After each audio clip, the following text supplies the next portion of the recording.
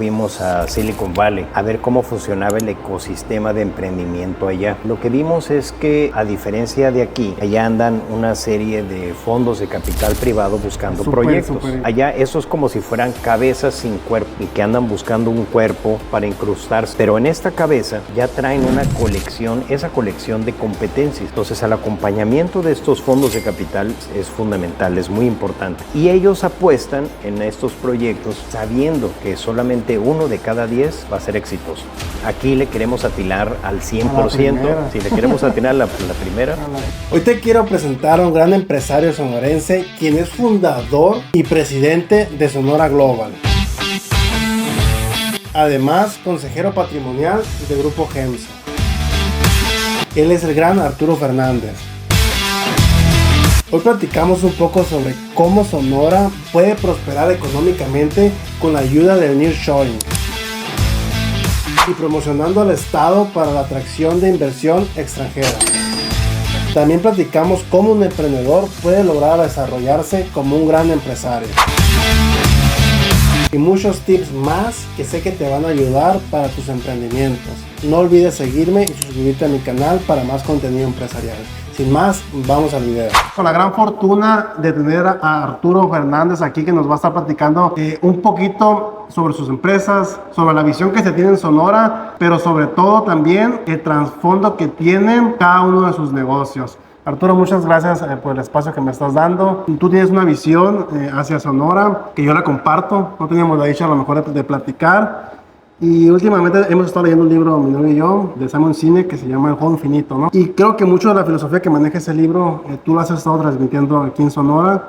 Y todavía no me lo termino el libro, pero cada cosa que leo, creo que es un seguimiento que tú estás dando. Una visión que nos estás dando en conjunto para que la gente se pueda sumar y que todos obtengamos un beneficio. Pero quiero que me cuentes, número uno, ¿por qué Sonora Global?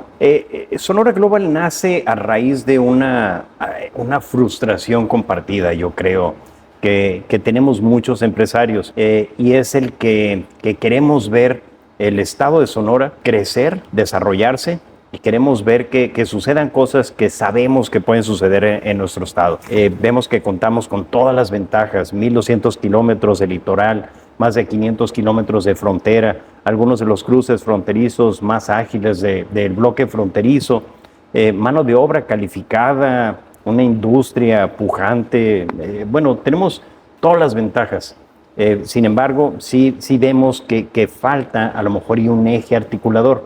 Empezamos a observar qué es lo que sucede en otros estados, en otras ciudades y en otros países, y nos empezamos a dar cuenta de que en algunos lugares los empresarios se organizan de una manera distinta. No quiere decir que no estemos organizados, sino que no estamos organizados de la misma manera en la que están organizados a lo mejor y una comunidad en Monterrey o en Querétaro, donde hemos visto un crecimiento más acelerado. Entonces empezamos buscando esos factores comunes, aquellos detalles, aquellas diferencias que a lo mejor y que sean más, que tengan un más acelerado desarrollo económico. Y siempre la preocupación gira alrededor y el interés alrededor del desarrollo económico, porque estamos convencidos de que el desarrollo económico es la madre de todas las causas. Y es la madre de todas las causas porque del desarrollo económico se desprende la solución de muchos de los problemas sociales. Hablar de desarrollo social sin desarrollo económico pues simplemente es absurdo. Para poder resolver problemas como desigualdad, pobreza, problemas de salud, de educación, etcétera, inseguridad incluso, pues la solución de todos estos problemas se desprende del desarrollo económico. Y entonces ese ha sido el principal motivador, esa ha sido, digamos, la gran causa que impulsó la creación de Sonora Global. ¿Cuánto tiempo hace que te propusiste a impulsar este? Mira, empezamos ya de manera más formal con este esfuerzo en los últimos 3 años. Yo creo que un factor que fue muy importante en detonar este proyecto fue una conversación que tuvimos en su momento con el presidente municipal. En el proceso de transición estábamos convencidos de que se necesitaba aquí en Hermosillo resucitar la Agencia Municipal de Desarrollo Económico. algo que se tenía en otras administraciones, pero había desaparecido. Ante la aceptación de esa propuesta, el presidente pues plantea una serie de preguntas y dice, bueno, ¿y cómo debería de ser? ¿O qué alcances, qué estructura, qué funciones? Y entonces nace un esfuerzo por empezar a investigar qué es lo que se está haciendo en otras ciudades y en otros estados. Y es donde nos encontramos con este tipo de figuras. Tijuana tiene una entidad que tiene 35 años, que viene haciendo precisamente lo que buscamos hacer. En Mexicali existe una que tiene 45 años, en Ciudad Juárez tiene 18. Es un organismo muy diferente a los que existen, como Coparmex. Claro. He visto que está Canaco también, Canacintra. ¿Qué diferencias tienen ellos? Sí, esos son organismos empresariales que nacen a principios del siglo pasado. Okay. Coparmex ya tiene más de 90 años, otros de estos organismos ya llegaron a los 100 años de antigüedad y que nacen en un entorno, en unas condiciones, en unas circunstancias que exigía que se crearan este tipo de organismos. Muchos de estos organismos están creados para unir a los empresarios en una industria. Yo soy un fiel creyente de lo que hacen. Yo fui presidente de Coparmex y de hecho sigo siendo consejero nacional, participo. ¿En qué años estuviste ahí en Coparmex? Yo salí de Coparmex en enero, empecé en enero del 2018 y salí en enero del 2021. Ah, pues acabas de salir hace poquito. Sí, exacto. Viene muy fresco ahí de... Y todos estos organismos son parte del ecosistema, es parte de lo que se necesita desde sus respectivas trincheras. Y ellos buscan pues la integración del sector empresarial. Sonora Global es un complemento de lo que ellos hacen y maneja una agenda internacional, pero también maneja una agenda de promoción económica. Es decir, lo que busca este organismo es fomentar la inversión, la creación de un ecosistema orientado a la competitividad y al desarrollo económico. Y pues eso es un complemento de lo que hacen los otros organismos empresariales, ¿no? Pues bastante interesante, viene aquí el apoyo. Yo me he acercado cuando recién me vine aquí a Hermosillo, yo estaba buscando pues a dónde relacionarme con más empresarios y fui a la Canacintra, estuve en Coparmex, pero siento que era no muy formal, se empezaba a dividir mucho, iba mucha gente y luego ya no iban. Ahí en Canaco estaba un grupo de jóvenes que también pues ya se dejó y creo que falta esa parte de darle un seguimiento y un interés que sea constante, pues, ¿no? Sí, mire, probablemente la diferencia esté en las causas que enarbola cada organismo. Todos estos organismos buscan defender y promover una causa o muchas causas. En el caso de Coparmex, pues Coparmex se involucra en la defensa, en promover la seguridad, el Estado de Derecho, promueve la educación, entonces son muchos frentes, la competitividad, son muchas las causas que ellos dicen, van identificando retos que está enfrentando la industria en todos estos frentes y entonces los van defendiendo. Sonora Global busca promover, es más promoción económica, promoción de la inversión. Para que la gente venga e invierta aquí en el estado. Exacto, pero fíjate que yo creo que la inversión más importante es la inversión del empresario local. Y eso es una de las prioridades del organismo. Dame un ejemplo ahí, ¿en qué tipo de inversión o qué es lo que necesita el empresario aquí local? Sí, en muchas ocasiones, vemos grandes diferencias entre lo que sucedió en Monterrey y lo que ha sucedido en nuestro estado. Nosotros nos preguntamos, ¿por qué Monterrey se convirtió en Monterrey? ¿Por qué el edificio más alto de México no está en la Ciudad de México? ¿Por qué está en Monterrey? ¿Por qué Guadalajara, que tiene la misma población que Monterrey, más o menos por ahí andan, tiene 7 empresas que cotizan en bolsa y Monterrey tiene 21? ¿Por qué el Tecnológico Monterrey? ¿Por qué sucedieron cosas diferentes en Monterrey? Y empezamos a observar, a hacer un análisis histórico de a ver qué es lo que sucedió. Debe haber habido un gran hito. En 1895, todo el estado de Sonora tenía 200,000 habitantes y todo el estado de Nuevo León tenía 300,000. No había mucha diferencia. Estaban a la par casi. Estaban a la par casi. Habitantes, ¿no? Ahora ellos le están pegando a 8 millones de habitantes y nosotros estamos llegando a los 3 millones. Lo mismo sucedió en Chihuahua y lo mismo sucedió en Baja California. Andan ellos en 3 millones, 3 millones, 3 millones, poquito más, poquito menos, pero todos andamos en ese rango. En Nuevo León sucedió algo distinto. Nos fuimos yendo hacia atrás en la historia y mucha gente piensa que fue el liderazgo de don Eugenio Garza Sada, que lideró a un gran grupo de empresarios, pero los que estaban a su alrededor eran más o menos del mismo calibre que él, es decir, todos eran unos grandes empresarios. Entonces, a uno le empieza a dar la impresión de que en realidad ellos han de ser la consecuencia, no la causa, ¿no?, de algo que sucedió antes. Y lo que empezamos a ver en la historia, no vemos ningún hito, no vemos ninguna diferencia, pero vemos una herencia cultural, una forma de organizarse distinto. La ciudad de Monterrey fue fundada por un grupo de safarditas, de judíos safarditas que migraron de España y buscaron su refugio en nuestro país. Y no deja de ser una teoría, pero pudiera ser ese el antecedente que forjó una forma distinta de hacer negocios, una forma distinta de organizarse, de apoyarse entre sí, de crear una comunidad.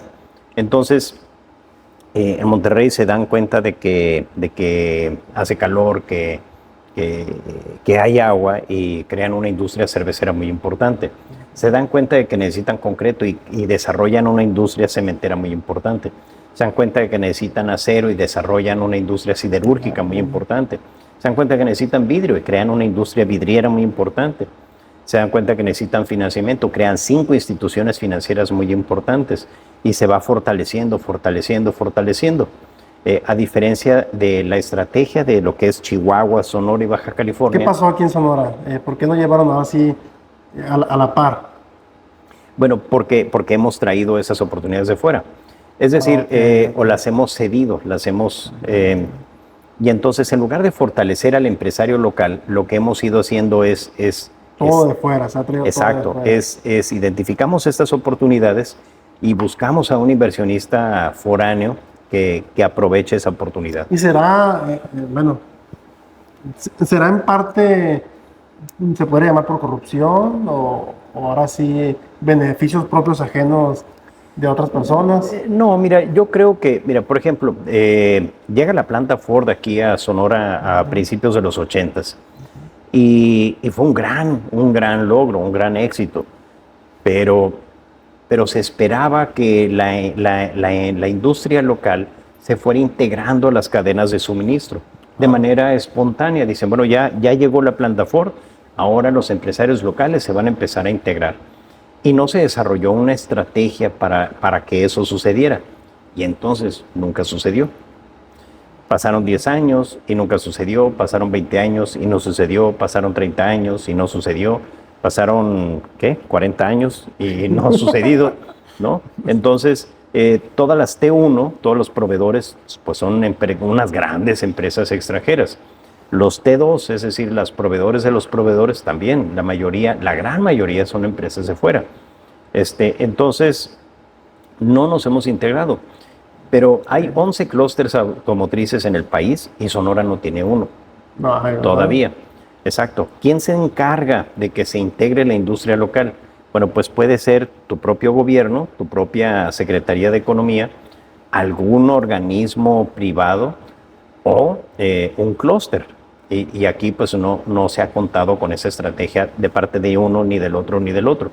¿Qué se necesitaría para que haya uno aquí en bueno, de hecho, eso fue una de las... Creo que en Querétaro, Puebla también tiene uno, ¿verdad? Sí, hay 11 clústeres. Mira, yo creo que el más fuerte de todos es el de Guanajuato. En Guanajuato le integran más de 500 empresas de manufactura automotriz, pero también allá tienen 4 o 5 armadoras de autos, ¿no?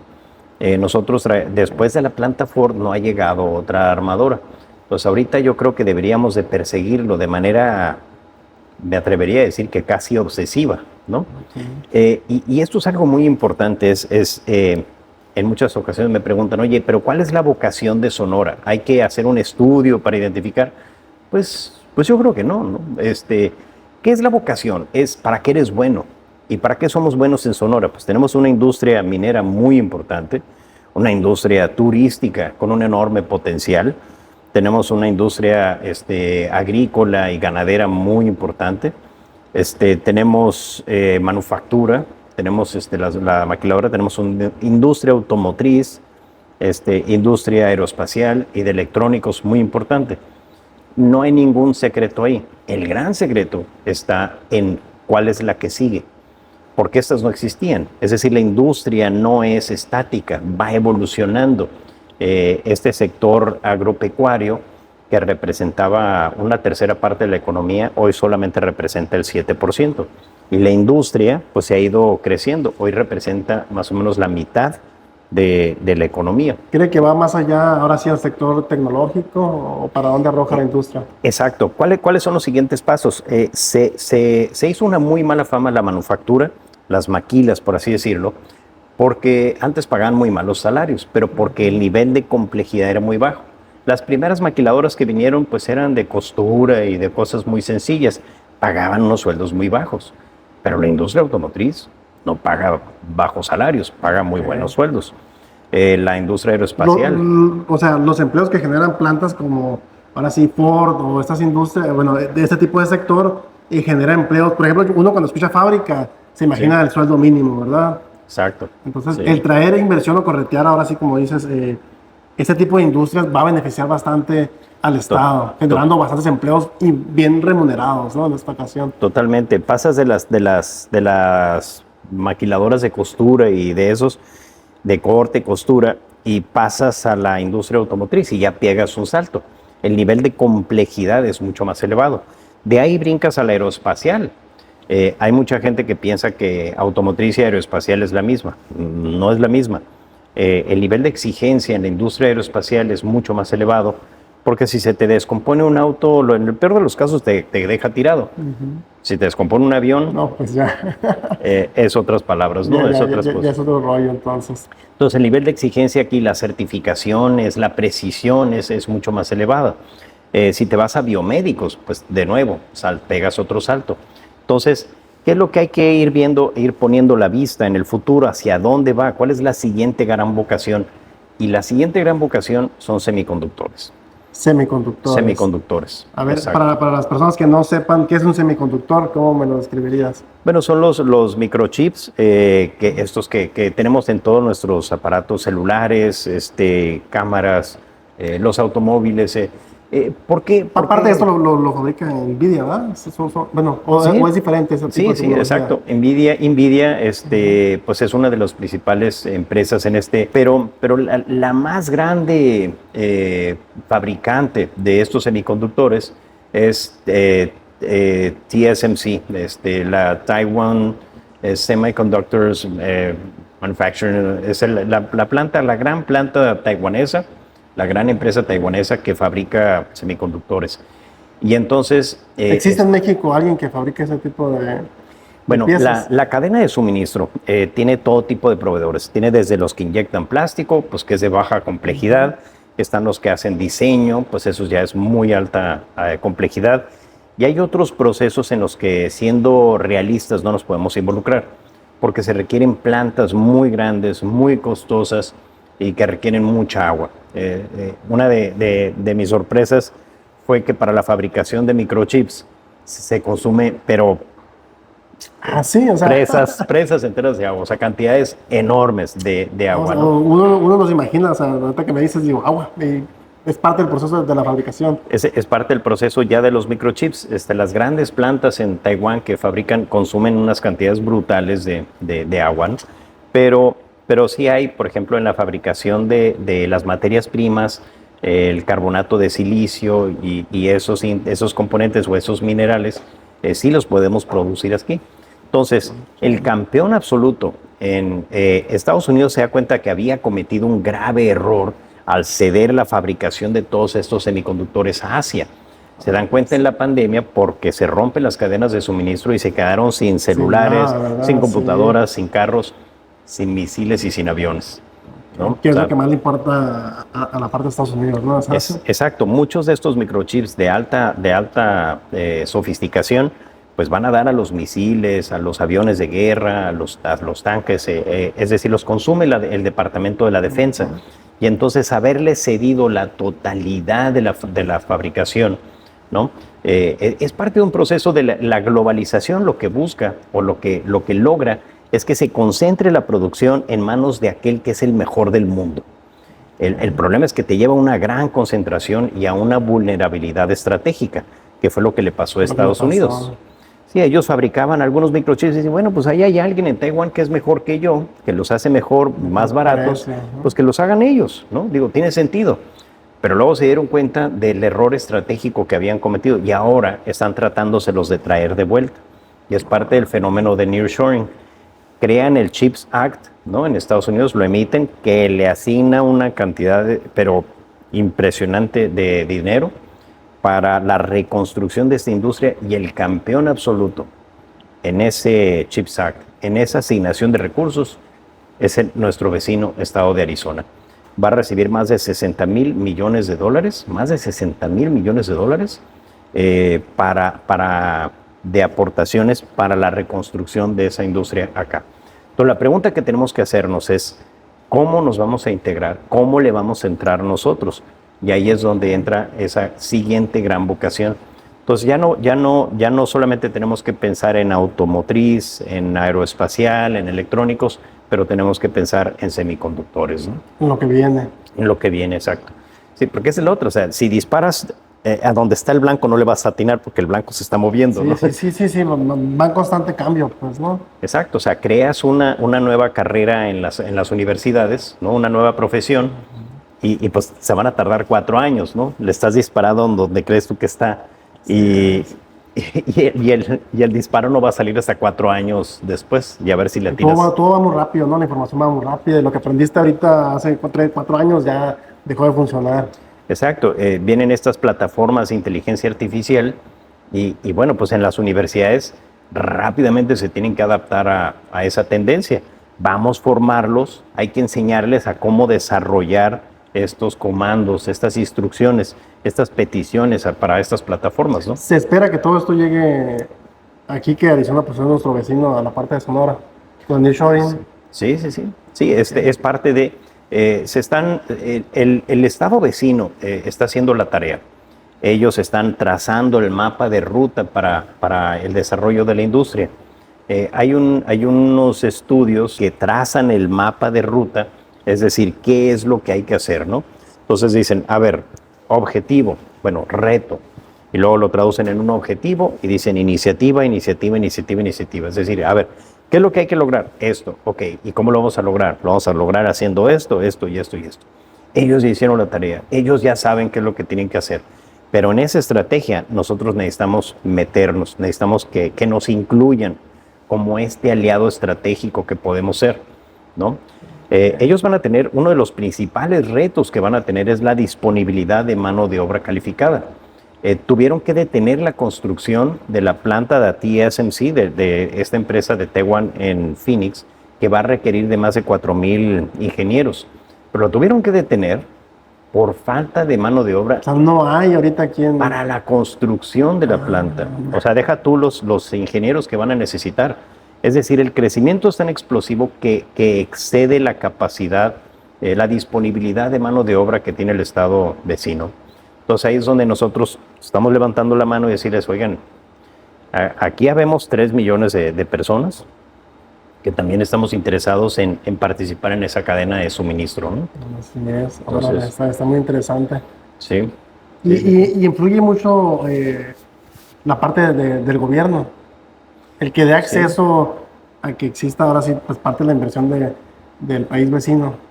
Sí, el gobierno juega un rol muy importante porque hay cosas que solo el gobierno puede hacer. Y nosotros queremos que el gobierno se enfoque en esas cosas. Por ejemplo, los incentivos fiscales, ellos le pueden imprimir una estampa de legitimidad también a la iniciativa privada. Es decir, el acompañamiento del gobierno es muy importante en todo esto, ¿no? Uno de los factores más importantes es la confianza. Una de las principales preocupaciones de un inversionista extranjero que viene a nuestro país o que viene a nuestro estado es caer en malas manos. Entonces, ellos buscan esa confianza, dicen, oye, yo no sé si estas personas con las que estoy hablando son de los buenos o de los malos, o de los malos o de los quién sabe, ¿no? Y entonces cuando llega el gobierno y también te acompaña o un organismo como Sonora Global, pues entonces les puedes ayudar a decir, mira, yo a él lo conozco, yo sé que esta es una empresa confiable, y incluso le puedes acercar empresas que tengan una reputación y que tengan un historial de desempeño y que sean confiables, ¿no? Entonces, sí juega un papel fundamental ahora el cambio de gobierno que va a haber. Va a salir ahora AMLO y va a entrar, bueno, a lo mejor es el mismo partido, o quién sabe, ¿no? Lo que vaya a pasar. Pero va a entrar alguien. Pero sí va a ser un papel fundamental ahora a los planes que se tienen con las nuevas oportunidades que se están abriendo. Sí, todo periodo de transición pues implica una inestabilidad, ¿no? Y entonces entre menos sea esa inestabilidad, pues mejor, ¿no? Para la atracción de inversión, genera más confianza, que eso es súper importante, ¿no? Son microchips ahora lo que se viene. Sí, yo creo que son microchips, es todo lo que sea tecnología. Necesitamos ir migrando de una economía de materiales, de materias primas, ya estamos pasando o ya pasamos a una economía basada en la manufactura, pero ahora tenemos que pasar a la mentefactura, es decir, todo aquello que dependa de la información, de la innovación y del desarrollo de conocimiento, ¿no? Y aquí es donde están las ingenierías y es donde están los más elevados niveles de bienestar, ¿no? Están los más altos sueldos, están las más altas utilidades. ¿Cómo qué carreras más o menos afín son a los que lleva este tipo de trabajos? Sí, son mucho tiene que ver con las ingenierías. Ahora se están desarrollando ingenierías en carreras que tienen que ver con los semiconductores. ¿Aquí en Sonora hay este tipo de carreras? Sí, el ITH tiene de estas carreras, tiene ya una generación. Ahí también sacaron un posgrado con semiconductores, y bueno, pues ahí están ellos buscando formar este capital humano que se puede integrar para allá, ¿no? No deja de ser una apuesta porque pues estamos pensando que hacia allá va. Que hacia todo, allá va, ¿no? que lleva el camino. Digo, nos costaría trabajo pensar en otra cosa, ¿no? Sí. Órale, pues sin duda el panorama arroja más a la parte tecnológica, a la parte de microchips, y muchos jóvenes ahora se preguntan dónde o qué carrera puedo estudiar para que me vaya bien, y pues aquí Arturo nos platica las posibilidades que se pueden venir en el próximo futuro que tenemos en pie, y más aquí en Sonora, que somos el vecino más cercano a la parte de Arizona, sin duda. Claro, fíjate, el mercado nos habla, pero tenemos que saber escucharlo, ¿no? ¿Y cómo nos habla? ¿Cómo nos dice? Estas son las carreras ganadoras, ¿no? Y nos habla de dos maneras. Uno es el porcentaje de egresados que está ejerciendo su carrera, ¿no? O sea, si solamente el 10% de los egresados de una carrera están ejerciendo su carrera, pues el mercado te está diciendo algo, ¿no? Y si en otra carrera es muy alto, bueno, pues también te está diciendo esto es lo que necesito. El otro indicador que podemos ver es cuánto están ganando los egresados de cada carrera. Hay unos que están batallando, ¿no? con su nivel de ingresos, y hay otros que les va espectacularmente bien. De nuevo, el mercado te está diciendo esto es lo que necesito, ¿no? Necesito más de esto. Okay. Yo creo que una de las carreras, bueno, no quiero herir susceptibilidades. No, sí, para que la gente sepa, pues. Pero la carrera que tiene mayor número de egresados hasta ahorita es la licenciatura en leyes, ¿no? En Derecho. Licenciatura en Derecho. Es altísimo el porcentaje de egresados. ¿Y ocupamos tantos licenciados en Derecho aquí? Pues probablemente nuestros vecinos que busquen ingenieros no van a estar de acuerdo, ¿no? Pero yo creo que hay que observar estos indicadores más que nada. Y una plataforma donde los pueden consultar, hay una plataforma de México, ¿cómo vamos? Ahí tiene un capítulo en el que tú puedes ver todos estos indicadores y más. ¿Cuál es la rentabilidad, por ejemplo, de estudiar un posgrado? O sea, los de esta carrera, ¿qué porcentaje terminan estudiando un posgrado? ¿Cuál es el incremento de ingresos si tú estudias un posgrado, ¿no? Etcétera? Entonces, todos esos indicadores te sirven para tomar decisiones. Yo creo que un gran reto que enfrentan los graduados de la preparatoria cuando salen que tienen que tomar una de las decisiones más importantes de su vida, y que es qué es lo que voy a estudiar, la tienen que tomar sin armas, sin información. Así es. Y muy jóvenes, o sea, pienso yo, considero que es una decisión tan importante que toda esa edad estamos muy inmaduros, ¿no? Claro, y en muchas ocasiones decidimos estudiar algo porque eso es lo que nos gusta, y lo cual está muy bien, digo, qué bueno, pero también hay que pensar en lo demás. Es decir, yo consideraría, ¿qué es lo que me gusta hacer? ¿Qué probabilidades tengo de hacerlo si es que estudio esta carrera?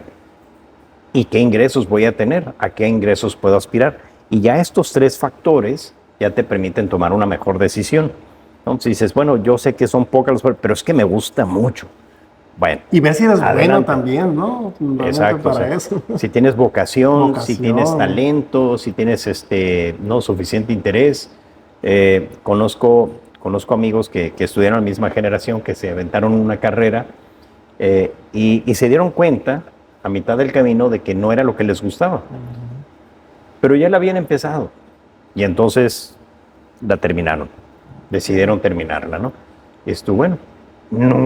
Obviamente nunca la ejercieron. Nunca ejercieron. El día que terminaron su carrera, agarraron todo, lo tiraron a la basura y buscaron dedicarse a otra cosa. Otra cosa nueva, ¿no? Y es bien común, y es bien común que pasa. Yo veo que a muchos jóvenes les pasa. Ahorita en mi familia tengo 2 primos y les está pasando lo mismo, ¿no?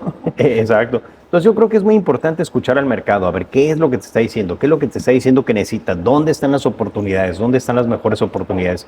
Y ahorita el mercado nos está diciendo, necesito ingenieros, ¿no? Okay. El mercado nos está diciendo, necesito menos licenciados y ocupamos más ingenieros ahora. Menos licenciados en Derecho y más ingeniería. Oye, y está interesante mucho el panorama, eso para que la gente sepa, pues muchos se dejan ir por lo que estudió algún familiar o por lo que más se escucha. Exacto. O hasta influye mucho las series de televisión, ¿no? Ahora que la del médico, que la del licenciado, y yo creo que a lo mejor influye mucho en la toma de decisiones, pero es importante ahora sí. Yo soy mucho de datos, me gusta ver muchos datos, ciertas estadísticas para tomar alguna decisión y que vaya acorde pues a lo que yo quiero decidir en cierto futuro.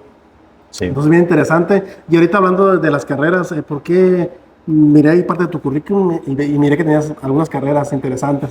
Sí. Y eran 3, ¿verdad? Sí. Tuviste 3 carreras, o sea, te aventaste una vida estudiantil bastante amplia. Sí. Y mi duda ahorita que estamos tocando mucho el tema del estudio y de elegir una buena carrera, ¿por qué 3 carreras, Arturo? Bueno, porque nunca hice ese análisis. Ah, ok. Ok, a ver, o sea, el mejor consejo aquí ya está en carne propia, sí, ¿no? ya aprendí. No, mira, la verdad es que yo empecé estudiando ingeniería en sistemas. Ok, en sistemas. Ingeniería en sistemas. ¿En qué año fue? En el primer año, desde el primer semestre. Ah, ok, a ver. No, yo empecé en el Tecnológico Monterrey y luego me fui a la Universidad de Arizona. Okay. Y ahí ya me di cuenta, ya después de 3 semestres de estar sufriendo la carrera, me di cuenta que no me gustaba, que no lo estaba disfrutando. ¿Y por qué tú hiciste es ingeniería en sistemas? Sí. ¿Por qué hiciste esa carrera? Fíjate que cuando yo estaba en la secundaria, uno de mis hobbies era escribir código de computadoras. Entonces, yo hacía... de hobby, hacía gráficas tridimensionales de funciones trigonométricas con variables aleatorias, ¿no? Para simular superficies rugosas. Es decir, la gráfica, cuando lo veías, parecía una superficie irregular, ¿no? Y le daba un mayor nivel y con eso me entretenía y le cambiaba los colores y hacía cubos y hacía todo tipo de figuras, ¿no? Escribiendo código. Hice un procesador de palabras y otras cosas. Entonces yo dije, pues esto es lo que me gusta. ¿No? Pero ya llevado a ese nivel de exigencia, ya me empecé a dar cuenta de que no era... Pues no era realmente no era lo tuyo. Pues. Acá era muy divertido, era muy entretenido porque estaba escribiendo código para lo que a mí me gustaba. Pero allá dicen, no, es que si tú vas a escribir código, vas a tener que escribir código para lo que no te gusta, ¿no? A lo mejor y para hacer un programa contable o para llevar una nómina o qué sé yo. Yo dije, esto no es divertido. No, eso no me gusta. ¿Qué edad tenías ahí? No, pues Cuando ahí te ibas a estaría, no, 18 o iba, 19. no, pues ahí ya estaba en segundo año de la ¿Y universidad. terminaste la carrera? No, ahí fue cuando decidí cambiarme a finanzas, ¿no? Ok. ¿Y por qué la decisión de estar en una ingeniería? Bueno, ¿y por qué ahora las finanzas? Porque cuando los números me preguntan en una ocasión, oiga, ¿a usted le gustan mucho los números? Y me quedé pensando y dije, pues no es que me gustan los números, pero cuando se trata de dinero, sí. Ah. Entonces, pues Ok. es otro enfoque, ¿no? Ya cuando lo estás viendo de esa manera, es como el código, ¿no? Estás escribiendo código para hacer algo que te gusta, ¿no? Y aquí son números, pero para otra cosa que te gusta, con un enfoque. Las finanzas es una carrera muy interesante porque te habla del proceso de toma de decisiones. Es decir, a ver, debes de hacer A o debes de hacer B, o debes de decir sí o debes de decir no. Y entonces te da una metodología para tomar una decisión. Dices, bueno, pues si supera tal nivel de rentabilidad, es sí, ¿no? O puedes comparar alternativas. Entonces, algo que siempre me ha llamado mucho la atención es el proceso de toma de decisiones. ¿Cómo es que la gente toma decisiones? ¿Cuáles son los factores que toma en consideración? ¿Y qué es una buena decisión? ¿No? ¿O qué es una mala decisión? Mala decisión. Tendemos a evaluar las decisiones en base al resultado. Y hay buenas decisiones que tienen un mal resultado. Y hay malas decisiones que tienen un buen resultado, ¿no? Sí. Comprar un boleto de la lotería no es una buena decisión, pero puede tener un buen resultado. Sí, sí, ¿no? puede No tener deja de ser una mala resultado. decisión, Ajá. ¿no? Pero puede pegar por ahí. Exacto. Someterte a una operación que necesitas, pues también puede tener complicaciones, ¿no? Puede tener un mal resultado, pero no deja de ser una buena decisión, ¿no? Entonces, eso, ¿qué es lo que define entonces una buena decisión? Y las buenas decisiones dependen del proceso, ¿no? Cómo hayas llevado a cabo el proceso. Y bueno, después me di cuenta de que me faltaba un poco más Esa sí te la terminaste. Sí, ¿Dónde la sí. estudiaste esa carrera? En la Universidad de Arizona, Ah, ok, estuviste allá. sí. ¿Y después qué vino? Bueno, después yo me fui a la Ciudad de México, empiezo a trabajar y entonces me doy cuenta, empiezo a administrar portafolios de inversión y me doy cuenta, me empiezo a sentir la necesidad de adquirir más conocimiento sobre economía. Es decir, saber cómo impacta, por ejemplo, los cambios en las tasas de interés, qué es lo que impacta la inflación, qué es lo que impacta el empleo, el desarrollo, el crecimiento. Y entonces regreso a estudiar economía. ¿Esa dónde la estudiaste? También en la Universidad de Arizona. Ah, ok, también. ¿Y dónde estás trabajando en México? La Ciudad de México. Bueno, estaba administrando portafolios privados de inversión. Okay. Estuve un tiempo con la Ford, estuve en el corporativo de Ford un tiempo. Principalmente estuve como aprendiz. Okay. Y ya me di cuenta muy pronto de que quería regresar a estudiar economía, ¿no? Pero regreso a estudiar economía y me obligan a quedarme un verano y un semestre entero de más para llevar una sola materia. Entonces relleno el resto del horario con clases de mercadotecnia. Ah, o sea que también las metiste, pues. Sí, entonces dije, para no estar... No, Sí, pues ya agarraste toda la batuta completa. Así es, para no estar nada más llevando una sola materia, ¿no? Entonces dije, bueno, pues voy a llevar las materias de un horario completo. Y ya cuando termino economía me doy cuenta de que pues ya tenía avanzado mercadotecnia y dije, pues ya, la voy a terminar. La voy a terminar. Sí. Vale, o sea, te aventaste todo un complemento y pues vaya. Sí, y el complemento de finanzas, economía y mercadotecnia, pues ha sido muy útil, ¿no? Sí, Ha sido sí, muy sí, interesante, sí. me ha servido muchísimo para muchas cosas. A veces me pongo la cachucha de financiero, a veces me pongo la cachucha de economista, a veces me pongo la cachucha de mercadólogo y pues ahí vamos Está bien, campechaneando. como dices tú, ahora sí puedes tomar a lo mejor decisiones un poquito más certeras en base a todo el conocimiento, ¿no? Claro, sí, sí, sí. Vale. Y todas tienen que ver con la toma de decisiones, ¿no? Vamos con la toma de decisiones. Sí. Pues toda la información que yo trato de transmitir ahora sí por mis redes sociales y el canal de YouTube va mucho dirigido a la toma de decisiones que toman ciertos emprendedores, hablando ahora sí de los que dan sus primeros pasos. Siento Claro. que muchos se quedan en un pequeño emprendimiento o en un pequeño changarrito y nunca llegamos a cierta formalidad Claro. a darle a ese negocio que es el que puede ahora sí impulsar un poquito más la economía de nuestro estado, generar más empleos. Y tú que traes tanta información, ¿por qué crees que nos quedamos en el pequeño negocio y ahora sí no nos disparamos? Ahorita hablando del tema de Monterrey, como esos regios que pues se impulsan a hacer cosas más grandes. ¿Qué es lo que nos falta aquí ahora sí a los jóvenes o a los pequeños emprendedores que no vemos el paso más allá de un pequeño negocio? Fíjate que hace unos meses nos tocó estar allá en Navojoa, en un evento Conecta, se llama. Y en esa ocasión me invitaron a dar una plática que era respecto a ese tema, de cómo pasar al siguiente nivel. Y en muchas ocasiones es porque no vamos adaptando esas mejores prácticas, las mejores prácticas que son las que manifiestan ya empresarios más maduros, más desarrollados. El emprendedor es un hombre orquesta y uno de los principales retos es pasar de ser ese hombre orquesta a armar una pequeña estructura, empezar a ceder parte de ese control. Entonces tienes que ir armando un pequeño equipo y luego tienes que ir pasando, dando los siguientes niveles. Ir pasando los siguientes niveles. Las grandes empresas cuentan con procedimientos, cuentan con un proceso de institucionalización, un proceso de profesionalización. Y entonces el gran reto del emprendedor es cómo pasar de ser este huracán, este impulsor, este gran promotor, que eso es lo que son ideólogos, tienen una gran idea y la quieren llevar a la ejecución, y luego tienen que ir sabiendo también cómo pasar a esas siguientes etapas, ¿no?, de desarrollo, cómo convertirse en una MIPYME y luego pasar a ser una PYME, etcétera, ¿no? Entonces, yo creo que ese es el gran reto. El acompañamiento de otros empresarios que lo puedan ayudar a dar esos pasos, yo creo que eso sería fundamental, ¿no? Fundamental, ¿no? Que se vaya rodeando y viene parte del conocimiento ahí, que vayan adquiriendo más conocimientos. A mí considero que una cosa fundamental que me ha estado ayudando a mí mucho es, uno, ser autodidacta, y dos, acercarme a personas pues como ustedes, ¿no?, que hacen empresa. Y sin duda, quieras o no, yo ahorita estarte escuchando, pues estoy aprendiendo bastante y que aparte pues estoy compartiendo, ¿no? Sí. Entonces, una clave considero que es esa, el siempre considerar yo siempre considero que no sé nada y que cada vez aprendo más.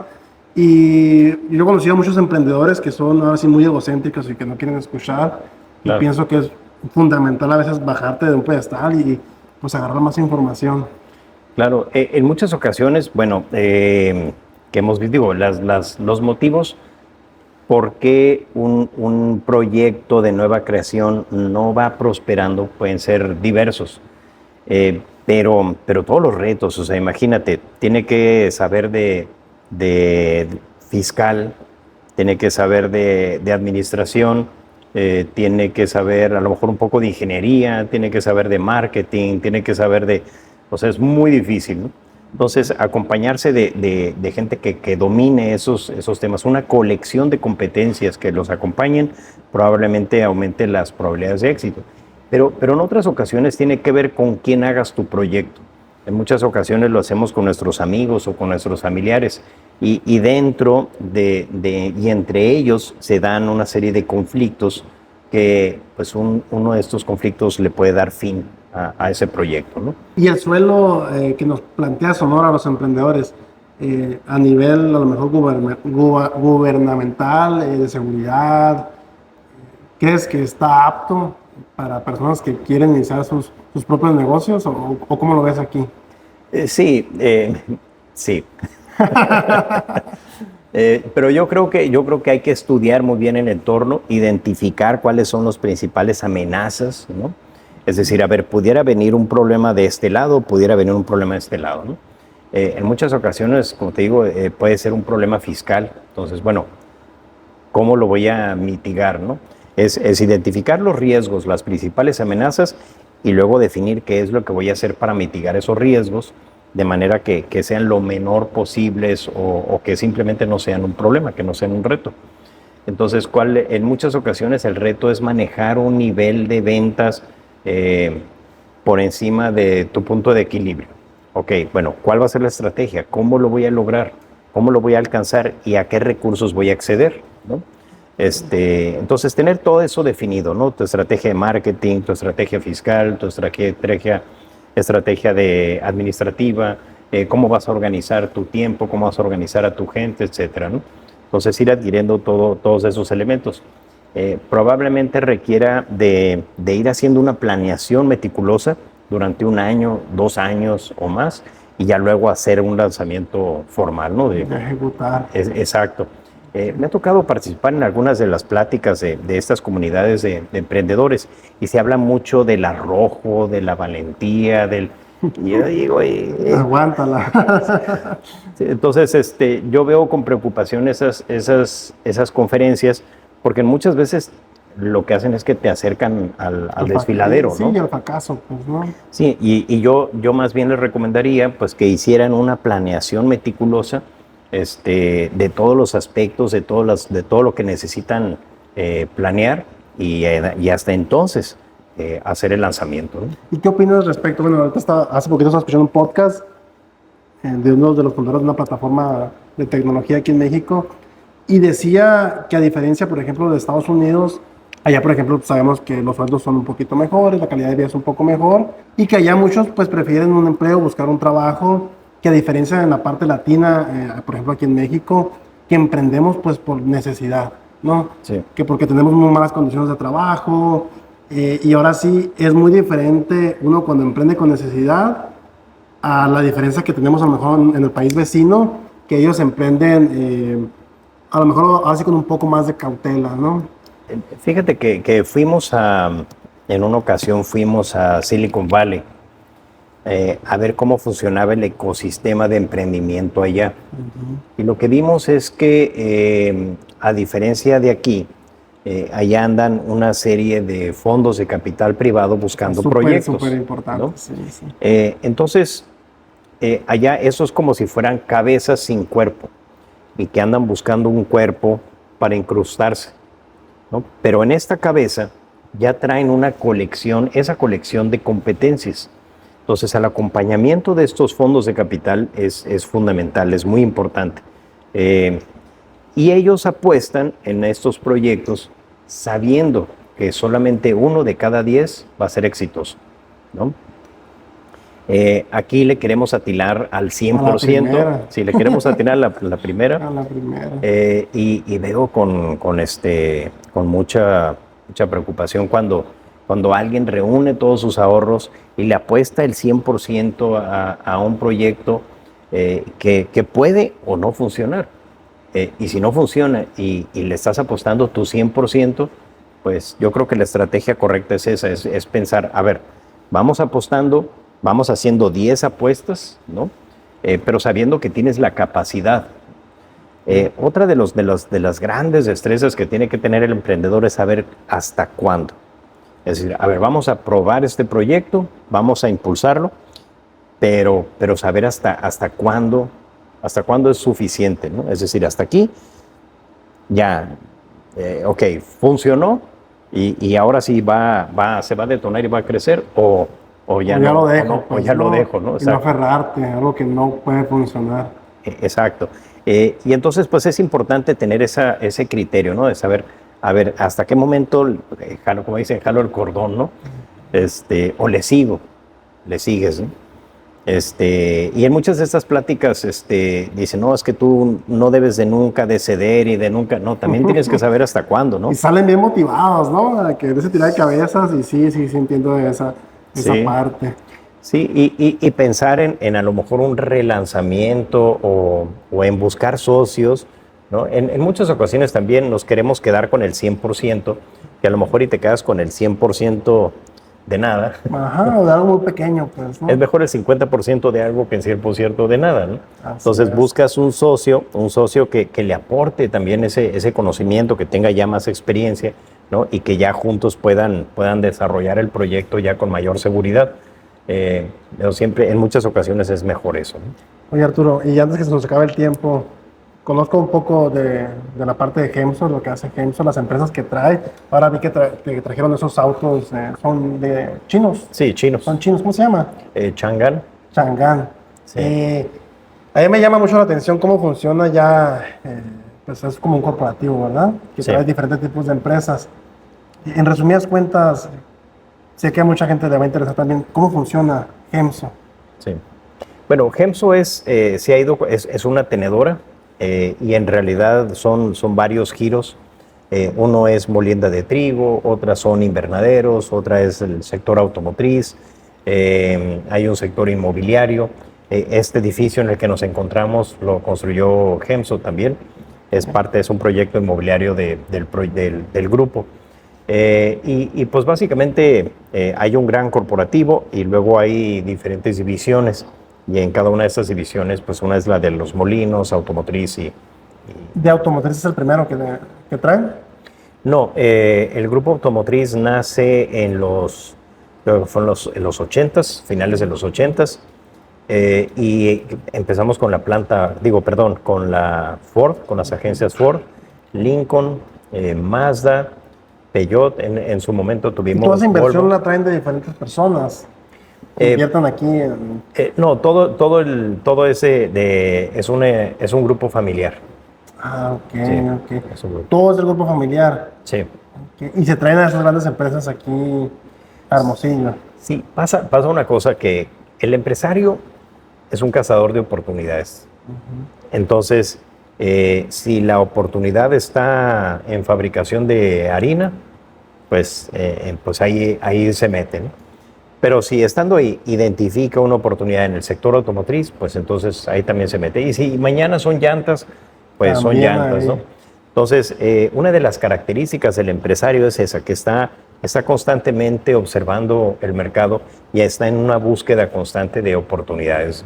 Y vieron ahora la oportunidad, porque ya he visto otras marcas que también vienen de por allá por Asia, Sí. y se ve una oportunidad en que se globalice un poquito más el sector de los autos. Porque antes Sí. nomás mirábamos 3 marcas aquí y Claro. nomás, ¿no? Sí. Entonces se ve en el futuro que haya más marcas del extranjero.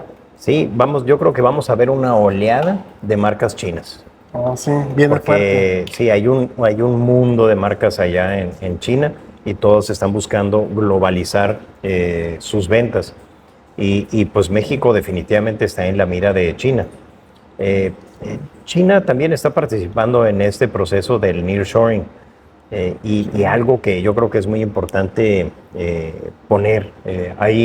comentar, es que algunas de estas empresas que se quieren integrar aquí a la cadena de suministro, lo que buscan es comprar empresas mexicanas, ¿no? Y de esa manera ya están dentro del Tratado de Libre Comercio, dentro de estos países. Entonces estamos viendo un mayor flujo de visitantes de China. Ok. Sí se está impulsando la economía aquí de la ciudad, del estado, con empresas Sí. chinas, empresarios chinos. Sí, hay un gran interés de parte de empresarios de Francia, de empresas de Corea, de empresas, por supuesto, de Estados Unidos. ¿Y por qué el interés? Porque se quieren acercar a sus clientes finales. Mira, en una ocasión nos tocó recibir a unos extranjeros que estaban evaluando tres lugares en el mundo: Marruecos, Polonia y Hermosillo. Y si pero esos 3 lugares que tienen en común, y dicen, ahí están mis clientes, ¿no? Entonces, las empresas no vienen y se ponen aquí porque están vienen porque se insertan en una cadena de suministro. Vienen siguiendo a sus clientes o vienen siguiendo a sus proveedores o ambos, ¿no? Entonces dicen, no, pues aquí en Hermosillo está mi cliente y está mi proveedor, entonces yo me inserto en esta cadena de suministro, ¿no? Entonces imagínate, está tu proveedor aquí, tú sigues allá en China y luego tu cliente está acá, pues Fácil. sí, pues, Fácil. exacto. Órale, órale. ¿Cómo se lleva un orden, ahora sí, uno como empresario, de tantos diferentes sectores o de diferentes empresas? ¿Tienen una cabeza que se dedica a cada sector? ¿Es un gerente general? ¿Es un director? ¿Cómo se manejan a ese nivel? Ahí es donde entran estas mejores prácticas de las que hablamos. Ok. Hay un código de mejores prácticas corporativas. El Consejo Coordinador Empresarial en 1999 se da cuenta de que muchas empresas se mueren cuando hacen esa transición, la transición de una generación a la otra. Entonces dicen, ¿cómo le hacemos? ¿Cuáles son las empresas que sobreviven y cuáles son las que fracasan? y las que sobreviven son las que se institucionalizan. Es decir, ¿qué es la institucionalización? Es pasar el conocimiento de las personas a las instituciones. Cuando tú haces un manual operativo... Todo know-how, todo ahí se empieza a transmitir. Exacto. Mediante minutas, mediante manuales operativos, estás transfiriendo, le estás pasando esa información y ese conocimiento a la institución. Y esas son las que sobreviven. Entonces, dicen, vamos haciendo un código de cuáles son las mejores prácticas, las que pueden garantizar que estas empresas sobrevivan. Y entonces elaboran este código y bueno, las empresas más exitosas te vas dando cuenta de que las van siguiendo. Es como los deportes. Cuando tú ves, no sé si practicas Sí. algún deporte. Sí. ¿Qué deporte practicas? Me gusta mucho el fútbol y las pesas. Bueno, en el fútbol tú vas a ver a los principiantes, pues que a algunos le pegan de una manera y otros le pegan de otra, pero el estilo va convergiendo ya cuando vas viendo a los profesionales. Casi todos juegan igual, ¿no? O sea, ves pequeñas diferencias, pero hay una convergencia a un solo estilo, ¿no? A una sola forma de jugar. Lo mismo pasa con las empresas. Cuando tú ves las empresas de emprendimiento, unas hacen unas cosas y otras hacen otras, muy diferentes, ¿no?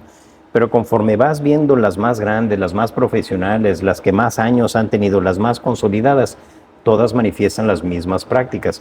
Todos tienen manuales operativos, tienen certificaciones, tienen un consejo de administración, tienen un organigrama claramente definido, etcétera, ¿no? Entonces, ¿qué es lo que tienen que hacer estos? Ir migrando, ir adoptando estas mejores prácticas, ¿no? Y una muy buena práctica es agarrar ese código e irlo revisando a ver cuáles puntos puedes palomear y cuáles no. Y los que no puedes palomear, dices tú, en esto tenemos que trabajar. Sí, entonces ahora sí, impulsar a todas las pequeñas empresas a que tengan esa visión, ¿no? Y creo que es súper importante. Y ahora que te decía, para que no se quede en un changarrito, siempre tener una visión de ese tipo, pues para crecer ahora sí como un tipo corporativo, ¿verdad? Sí, y lo que decíamos de Silicon Valley, estos fondos ya traen esas prácticas, ya traen estas cabezas que andan buscando un cuerpo, ya traen todas esas prácticas. Llega un proyecto de emprendimiento, pues que aquí es un relajo, ¿no? Y llega y viene a ponerle orden, ¿no? Y han salido grandes empresas así ahí de Silicon Valley, ¿no? Pues, claro. O sea, de las mejores, claro. a nivel mundial. Pero estos son brutalmente fríos, ¿no? Dicen, a ver, le vamos a echar ganas, no, sabes que esto no va a jalar, bye. A la primera. Sí. No la piensan dos no veces, se romantizan tanto, ¿no? Ni se aferran, entonces. Exacto. Pero ya traen la colección de competencias, ya traen sus manuales, ya traen... Entonces se incrustan y a lo mejor le dedican 3 años, 5 años, ¿no? Cuando mejor, si bien te va, ¿no? La apuesta de estos fondos es, a ver, vamos a tomar tu proyecto, lo vamos a potencializar, vamos a maximizar su valor y ya cuando llegue a ese nivel, lo vendemos. Se vende, ¿no? Nos vendemos porque eso es para lo que son buenos. Entonces, tener involucrado a uno de estos fondos, ¿no? A uno de estos grupos, pues es lo mejor que te puede pasar, ¿no? Está muy interesante toda la información. Ocuparemos más tiempo y sé que tienes bastante que compartirnos. Sí. Yo te invitaría ahora sí a que toda esta información la tratemos de transmitir más, porque siento que muchos empresarios pues te necesitan escuchar. Claro. ¿no? Entonces ahora las redes sociales juegan un papel muy fundamental en todo esto. Yo estoy muy en contra, ahora sí, las redes sociales ayudan a transmitir mucha información y estoy muy en contra de tanta información mala que hay, con tal de estafar ahora sí a muchos emprendedores, hasta concursos que dices tú, ya se ha vuelto hasta como piramidal, todo ese tipo de estafas. Yo quiero promover todo eso que me estás contando, yo lo que quiero promover ahora sí con los emprendedores, porque ocupan escuchar todas esas buenas prácticas que tú me estás platicando, que son las que van a llevar, y quieras o no, a resaltar grandes empresas aquí en Sonora, pues. Claro. Un modelo que, como platicamos del vecino de Monterrey, que seguramente ha estado aplicando bastante, pues por allá. Ya para cerrar, Arturo, ¿qué ves en ti para los próximos años y junto a Sonora Global? Mira, bueno, Sonora Global todavía está en un proceso de consolidación. Estamos sumando cada vez a más voluntades y a más empresarios que comparten esta visión, que comparten una preocupación un interés, a lo mejor y hasta frustración por ver al estado de Sonora crecer y explotar, ¿no? O sea, todos queremos ver que el estado de Sonora llegue a su máximo potencial, ¿no? Y en los próximos años yo creo que eso es lo que vamos a ver suceder. Vamos a seguir armando una red de alianzas con otros estados. Vamos a ir dentro de un par de semanas a Sinaloa, por invitación del gobierno de Sinaloa precisamente, a ver qué es lo que podemos hacer. Quisiéramos construir un corredor industrial que empieza desde Mazatlán, Culiacán, Los Mochis, Navojoa, Cajeme, Empalme, Guaymas, Hermosillo, Nogales, Tucson y Phoenix. O sea, todo esto es un gran corredor industrial donde hay industria manufacturera y donde entonces queremos hacer este gran corredor. El desarrollo económico no reconoce límites políticos ni geográficos. Llegan hasta donde llegan tus relaciones y hasta donde llegan tus vínculos. Entonces, esto puede ser, digamos que como un gran Bajío. En el Bajío eso fue lo que hicieron. Querétaro dejó de hablar de Querétaro. San Luis Potosí dejó de hablar de San Luis Potosí. Ahora hablan del Bajío. Y nos dicen, aquí tenemos 500 universidades. Y yo digo, ¿en dónde? Y dicen, sí, mira, unas están en Querétaro, otras están en San Luis Potosí, otras están... Bueno, pues les digo, oye, eso es hacer trampa. Y dicen, no, pues aquí están en esta región, ¿no? Entonces tenemos que adoptar una visión regional e incluir a nuestros vecinos de Arizona. Claro. Queremos hacer un bloque noroeste, integrando a Chihuahua, Sonora y Baja California. La industria, el grueso de la industria aeroespacial se encuentra en estos 3 estados. Si nosotros unimos a todas estas empresas y armamos una estrategia conjunta, una estrategia coordinada de promoción, cállate la boca. Esta región sería imparable. Entonces apunta todo para allá. Todo apunta para allá. Lo vamos a hacer. Okay. Excelente. Y me gusta mucho la visión que traes, la energía que transmites y sin duda... te digo y te lo vuelvo a repetir, no vas a llegar esa información que los sonorenses ocupamos escuchar y que no abunde tanta información, lo que te platicaba ahorita, ¿no? De la música, la delincuencia, que matan a tantas personas. Y esto que me estás platicando, yo quisiera que así se reconozca Sonora. Sí, Arturo, pues muchas gracias por el tiempo que me das y sin duda espero que podamos volver a seguir grabando este tipo de información. Muchas gracias, Jorge. En redes sociales, ¿cómo te siguen? En Instagram. Como Sonora Global, y en todas las redes estamos como Sonora Global. Ok, sí. Pues muchas gracias. O Arturo Fernández. Saben que toda la información esa que les trato de compartir es para que tomen mejores decisiones al momento de hacer un emprendimiento.